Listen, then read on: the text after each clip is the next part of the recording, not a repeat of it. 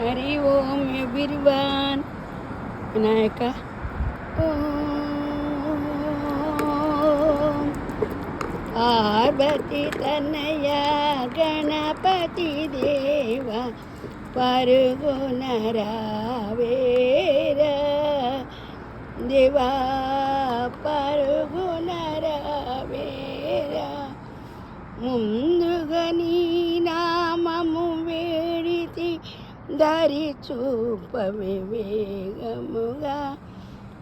Hi everyone, మీ శ్రీదేవి చెప్తున్నది. అదిగో ఏం పచ్చడో కనపడిందా? టమాటా పచ్చడి.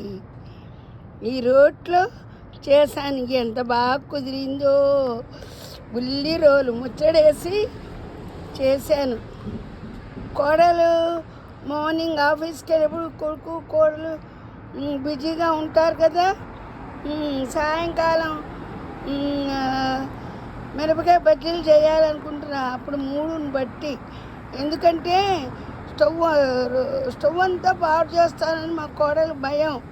అత్తయ్య గారు మీరు చెయ్యొద్దు, మీకు సరిగా కళ్ళు కనపడవు, అవన్నీ బాగు చేసుకునేప్పుడు మళ్ళీ ఆఫీస్ టైం ఇది పొద్దున్నే 8 ఆఫీస్కి వెళ్ళాలి కదా వాళ్ళు అని వాళ్ళే గబగబా చేసుకుంటారు.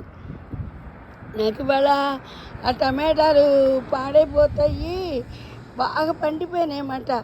ఫ్రిడ్జ్లో పెట్టాము. మనం కొనసాం కదా, 76 వచ్చినాయి. మా కోడలు భలే రుచిగా చేస్తుంది.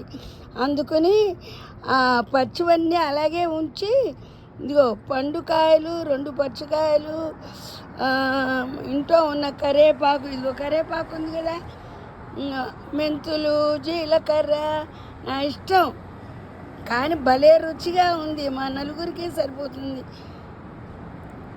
మా మనవాళ్ళకి, మా కొడుకు కోడకి, నాకు ఇంతే కదా అనుకుంటారేమో. వాళ్ళు ఎక్కువ తినరు, నేను ఎక్కువ తిన్ను. ఇంత తింటే చాలు.